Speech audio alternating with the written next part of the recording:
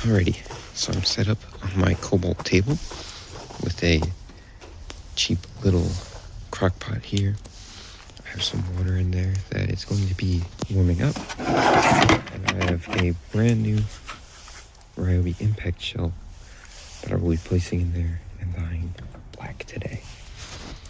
So let's get this water heated. I'll get my dye out. I think we're going to add about half the bottle and we'll get it going. Alright, so the water's heating up now. I'm going to add about half the bottle of this Rit black dye. Should be good to start. We can always add more.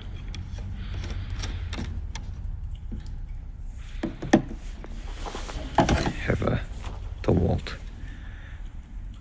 chisel and screwdriver here. Just going to give that a good stir.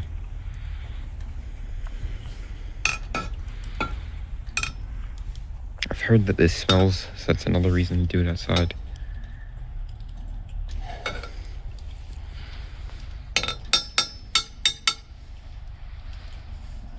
But with any luck, that should be getting pretty warm. I'm gonna put it on the keep warm section. I don't want it to get too hot. And we're just gonna set in. You can see it's pretty dark in there. Looks like there's some factory oils on this. Maybe I should give these a quick rinse, because I did just take these right out of the box. Take the tool out of the box and what do you call it? Take it apart. So I'm gonna give these a quick rinse and then I'm gonna set them in there. Alrighty, tools were quickly rinsed off. Just gonna chuck that in there. Hopefully there's enough coverage and volume. Oh yeah, we should be good. Just maybe tuck this guy over. Perfect. I'm surprised they sink as well. Pretty dense plastic used by Ryobi. But there we go, $15 crock pot. A few bucks for some dye. Maybe I'll add some more.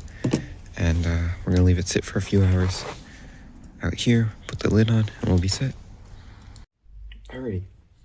It's been a little over a day now since I pulled these out. They are fully dry. And we can see the dye has thoroughly penetrated the tool, except for any areas that I didn't properly clean off. There was some adhesive here, but this is all going to be covered back up. So for the most part, worked out pretty good. You can see no dye rubbing off on my hand. One thing I will say, using the crock pot that I had purchased did take a little bit longer than I had expected. I left it in there for probably 4 or 5 hours total.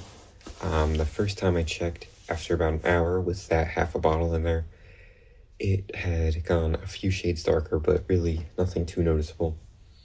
So I added the other half of the bottle, and then the second hour I checked, it was like a very nice dark forest green.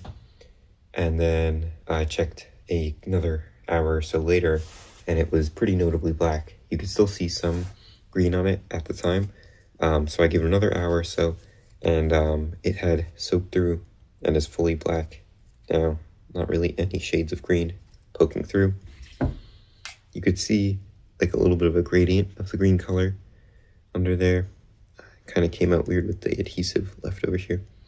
But regardless, if you're going to use a crock pot, just note it might take longer. Also, it does vary on the type of plastic that your tool is made out of. I believe Ryobi tools are ABS for the most part. Actually, I might say it here. I don't see anything about the plastic material, but if anyone knows, feel free to let me know down in the comments.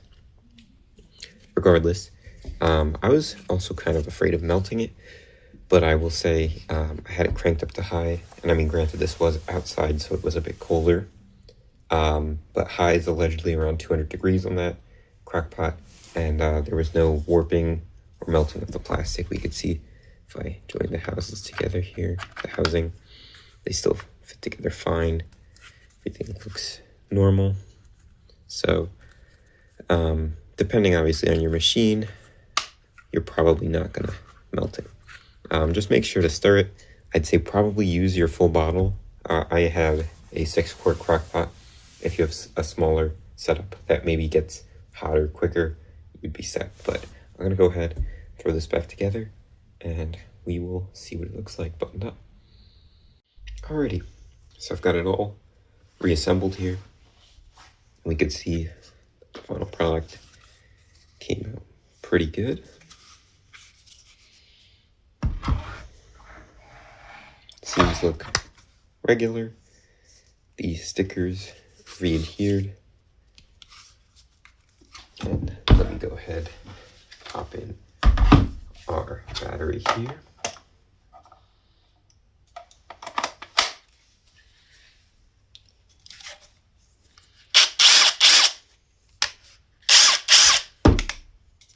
So there we are. All put together, came out pretty nice. Your mileage may vary depending on what kind of tool you're trying to dye and what kind of plastic it has. Just make sure you look up, if it's safe to be heated to a certain temperature. And one piece of advice, if you have decals or stickers like these, for the serial number on this side, do your best to clean off the adhesive, both on the sticker side and on the tool. I thought maybe if I had left it, it would kind of help with the re-adhesion. It was kind of more just a hindrance, and as you saw, it just didn't dye there. So I actually had to scrape off the adhesive, not so much on the rubber ones, but on something like a serial number or sticker. I just had to scrape off the old adhesive, and I used some T7000 glue. I can link that in the description. But yeah, works good, and it looks good. And now, of course, it matches the 30th anniversary edition. So something fun to cool to do.